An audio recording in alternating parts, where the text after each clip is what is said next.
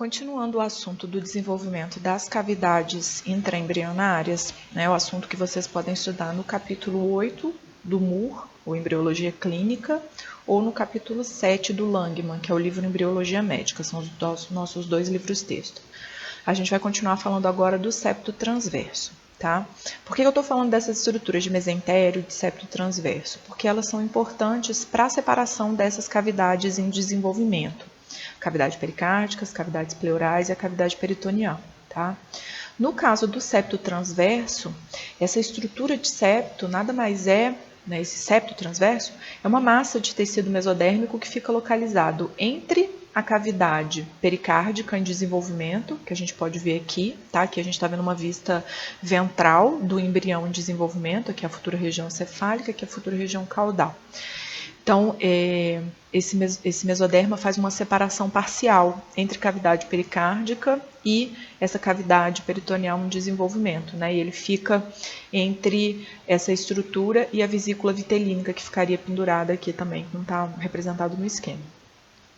Esse septo transverso, ele é derivado do mesoderma esplânico, tá? Que reveste toda essa estrutura aqui do coração. E ele não faz uma separação completa entre cavidade torácica e cavidade abdominal. Ele deixa duas aberturas largas laterais, que são chamadas de canais pericárdio-peritoneais. Tá? A gente viu agora anteriormente uma figura que mostrava para a gente esses canais laterais, tá? Aqui a gente vê essa massa de tecido mesodérmico, que é o septo transverso, e a gente vê que esse septo não separa completamente a porção torácica da porção abdominal dessa cavidade intraembrionária ainda em desenvolvimento, tá? Então, esses dois canais laterais são o que a gente chama de canais pericárdio-peritoneais. Voltando aqui. Nessa imagem aqui que mostra para a gente o corte transversal, a gente vê aquele aspecto dos brotos pulmonares se desenvolvendo para dentro do espaço que vai ser a cavidade pleural, né, as duas cavidades pleurais. A gente vê aquelas pregas pleuropericárdicas que eu mostrei para vocês, que vão se fundir e vão separar as duas cavidades pleurais da cavidade pericárdica ventral em desenvolvimento, tá? Essa separação aqui vai acabar com essa comunicação, né, que existe aqui nesse estágio que está representado na figura. Mas existe ainda uma outra separação que é advinda da formação do diafragma, que aí vai completar esse processo de divisão das cavidades corporais que a gente vai ver, tá? Nesse outro esquema aqui, a gente pode ver esses dois canais laterais ao intestino primitivo, tá?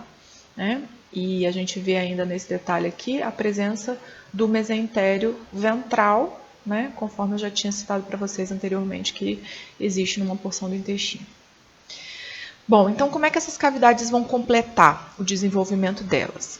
Vai ser a partir dessas duas pregas pleuropericárdicas que eu já mostrei para vocês, que se fundem e formam as membranas pleuropericárdicas, separando a cavidade pleural, né, ou as cavidades pleurais, da cavidade pericárdica, por isso que a membrana tem esse nome, pleuropericárdica. O nome está indicando o que essa membrana está separando, né? Então, essas duas pregas são duas cristas cefálicas que vão contribuir para essa divisão das cavidades corporais. Só que, devido ao crescimento dos brotos pulmonares para dentro desses canais, desses espaços laterais, não vão se formar somente essas duas pregas cefálicas. Vão se desenvolver ainda mais duas cristas caudais, ou duas pregas caudais, que são chamadas de pregas pleuroperitoneais. O nome aqui novamente está indicando que cavidades essas pregas estão separando, tá? Então, essas duas cristas mais caudais são duas estruturas que ficam inferiores ou caudais aos pulmões e que vão contribuir para essa separação entre o espaço das cavidades pleurais e essa cavidade abdominal caudal, tá? Então, essa estrutura de pregas pleuroperitoneais vai se juntar com esse tecido do septo transverso e vão separar essas cavidades mais cefálicas dessa cavidade, né, as estruturas torácicas, da cavidade abdominal caudal, através da formação do diafragma nessa região, tá? Então vai juntar esse mesoderma do septo transverso mais o tecido dessas pregas pleuroperitoneais para fazer essa separação entre porção torácica, né, incluindo cavidades pleurais e cavidade pericárdica, da porção abdominal, né, que é a cavidade peritoneal do embrião, tá? Então, a gente vê aqui, né, o esquema completando a separação da cavidade pericárdica das duas cavidades pleurais, né, que tem mais um esquema mostrando esse detalhe. Vocês podem ver a conexão aqui entre essas pregas, juntando ainda aqui com o mesentério do esôfago, tá, que é essa região que a gente vê em corte transversal aqui. E aí a gente pode observar que esse mesoderma do septo transverso, ele vai se juntar com essas duas pregas pleuroperitoneais, que estão representadas de azul aqui no esquema, né? Junto com esse mesentério que dá sustentação à estrutura do esôfago em desenvolvimento, tá? Que a gente pode ver aqui. Aqui essas outras duas estruturas que a gente vê em corte são vasos, tá? Aqui a gente vê a veia cava inferior e aqui a aorta, né? Isso tudo aqui vai se fundir formando o diafragma. Então, cada estrutura dessa, septo transverso, as pregas pleuroperitoneais, o mesentério dorsal do esôfago, e ainda vai ter contribuição de componentes musculares da parede corporal lateral e dorsal, né, que são essas estruturas de vermelho que a gente vê aqui, tudo isso junto vai formar o diafragma, tá? Cada um formando uma porção específica do diafragma, mas aí então é feito esse fechamento completo, separando as cavidades da porção torácica em relação à porção abdominal do embrião. Aí tem um vídeo aqui que mostra para vocês todo esse processo de formação das cavidades corporais e do diafragma, tá? A gente vê inicialmente aquela estrutura de disco embrionário, né, que é a estrutura que vai passar pelos dobramentos. A gente enxerga um corte transversal, aqui dentro a gente vê o tecido mesodérmico, aqui o mesoderma lateral já apresentando a presença de pequenas fendas que vão separar esse mesoderma lateral em parietal e somático e visceral ou esplânico, que é essa porção que está junto do endodermo. A gente vê que tubo neural formando, notocorda, células da crista neural se separando, né? A estrutura de mesoderma paraxial que vai formar somitos. A gente vê aqui, ó, somatopleura, que é o mesoderma visceral mais o endoderma. Aí a gente vê que essa cavidade corporal que vai se formando a partir dos dobramentos, ela inicialmente tem um formato de uma ferradura, né? São pequenas aberturas em formato de ferradura dentro desse mesoderma lateral, e essa cavidade inicialmente tem comunicação com a cavidade extraembrionária, né? Com o celoma extraembrionário. E aí, a partir dos dobramentos, né, quando eles são finalizados, é que essa comunicação entre cavidade intraembrionária e cavidade extraembrionária vai deixar de existir, né? Antes desse fechamento completo, a gente observa ainda essa comunicação. Aqui a gente vê essa estrutura com formato de arco, estava mostrando a cavidade, tá? O espaço intraembrionário, que vai virar a cavidade pericárdica, cavidades pleurais e a cavidade abdominal, né, caudalmente. Então, a gente vê essa comunicação, a gente vê como que o dobramento lateral, né, e a separação do mesoderma lateral vão determinar a formação desse celoma intraembrionário. A gente tinha visto o aspecto longitudinal, aqui a gente vê o aspecto transversal, formação das pregas laterais, elas vão se aproximar, se fechar, até que esse celoma intraembrionário está se formando. A gente vê o intestino primitivo aqui, conectado pelo mesentério dorsal e ventral, né? Ventral somente em uma porção. a gente vê a formação da cavidade pericárdica. E aí vejam bem, eu tinha explicado para vocês que essa estrutura cavitária interna toda, ela é toda inicialmente comunicada, né? Eu expliquei que existem dois canais laterais, que são esses canais pericárdio-peritoneais, que vão comunicar a porção abdominal com a porção torácica.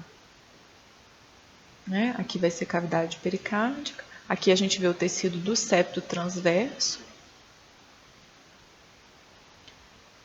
A gente vai ver aqui como vão se separar essas porções da cavidade intraembrionária, né, que a gente vê o futuro coração em desenvolvimento dentro da cavidade pericárdica, né? Aqui a gente já vê os brotos pulmonares se desenvolvendo a partir do intestino primitivo e eles vão se expandindo para dentro dessa cavidade também. Aqui a gente observa a presença das duas pregas pleuropericárdicas que vão separar as duas cavidades pleurais da cavidade pericárdica. Funde-se e essa separação fica completa, né? Aqui são os pulmões se desenvolvendo, o coração, né? E a região do esôfago, que é a altura desse corte.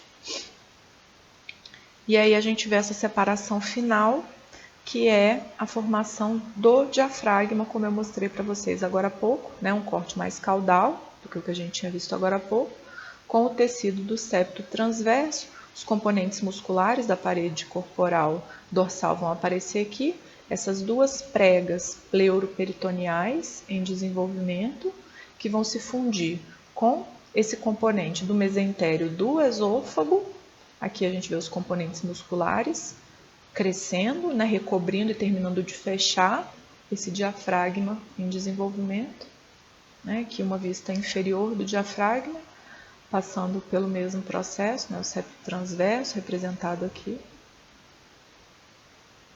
Né, a gente vê que o diafragma sofre um deslocamento durante o crescimento do embrião, né, que a gente vê a posição inicial do septo transverso e a gente vê como que o diafragma sofre deslocamento ao longo do crescimento e do alongamento do corpo do embrião e depois do feto, né, nos estágios mais avançados. Bom, e aí existem algumas correlações clínicas dessa etapa de desenvolvimento, sendo que duas delas são a formação de hérnias diafragmáticas congênitas e as hérnias esofágicas. A hérnia diafragmática congênita resulta de um fechamento incompleto desses canais laterais, que são os canais pericárdio-peritoneais, por parte de uma ou ambas membranas pleuroperitoneais. Desse modo, com o fechamento incompleto do diafragma, as vísceras abdominais conseguem penetrar na cavidade pleural. Tá? Na maioria dos casos, o defeito, essa abertura, existe do lado esquerdo. E através dessa abertura podem ser projetadas alças intestinais, estômago, baço e até parte do fígado, sendo protruídos para dentro da cavidade pleural. Qual que é o problema e o agravamento que a presença dessas hérnias diafragmáticas congênitas trazem ao desenvolvimento embrionário? Esse processo desencadeia uma compressão anterior do coração e dos pulmões. E os pulmões, em especial, no caso do desenvolvimento de hérnias diafragmáticas congênitas, normalmente se apresentam hipoplásicos, ou seja, os pulmões se apresentam como um tipo de subdesenvolvimento que pode desencadear insuficiência respiratória fetal e neonatal. Tá? Então, a gente pode ver nesse esquema, né, a estrutura do diafragma sendo representada, sendo que fica uma abertura, né? Aqui a gente vê a abertura representada do lado esquerdo, que é onde aparece a maioria dos defeitos, e a protrusão de alças intestinais, fazendo compressão pulmonar e cardíaca. Tá? Em geral, o pulmão, principalmente o pulmão do lado acometido, se apresenta hipoplásico. A hérnia esofágica, né, que é a protrusão do esôfago para dentro da cavidade torácica, é um resultado de encurtamento congênito do esôfago. Então, ele fica mais curto e acaba sendo tracionado para cima do diafragma. Tá? Não tem nenhuma figura aqui representando. Um outro defeito que está associado à formação dessas cavidades corporais é a gastrosquise, que é um defeito que vocês já conhecem. A gastrosquise é um defeito que resulta de fusão incompleta das pregas laterais do corpo durante a formação da parede abdominal anterior, né? Normalmente a formação da parede abdominal acontece na 4ª semana, né? E é nessa mesma época que o defeito, a gastrosquise, vai acontecer. A partir desse não fechamento completo da parede abdominal, acontece a herniação de vísceras abdominais para dentro da cavidade amniótica. Tá? Por que para dentro da cavidade amniótica? Porque o feto está mergulhado no líquido amniótico dentro da cavidade amniótica. Tá? Então, o que a gente observa é a presença dessa herniação das vísceras, né? Elas ficam numa localização extracorpórea. Okay? Eu já mostrei para vocês no semestre passado uma cirurgia de correção desse defeito de fechamento de parede corporal, tá? Se vocês tiverem alguma curiosidade, eu posso mostrar novamente o vídeo, é só vocês me avisarem.